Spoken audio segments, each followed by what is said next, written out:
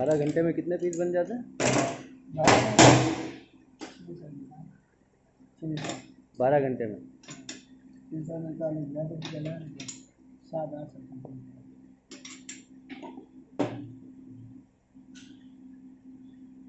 इसको हीट कितनी देर में, मशीन को हीट कितनी देर में आती है? आधा घंटा लगेगा।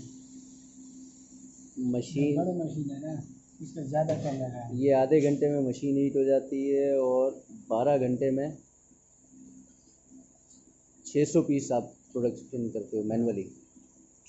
अब ये वाला ये 8 से 12 ये 1200 पीस की प्रोडक्शन है। हाँ।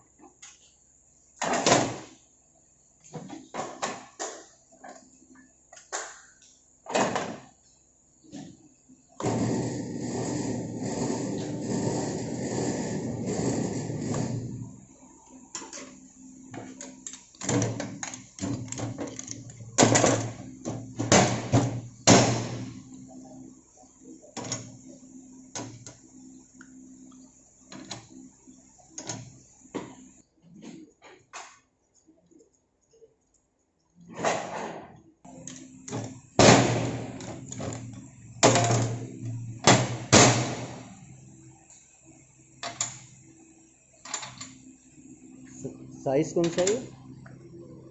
1 पौना इंच।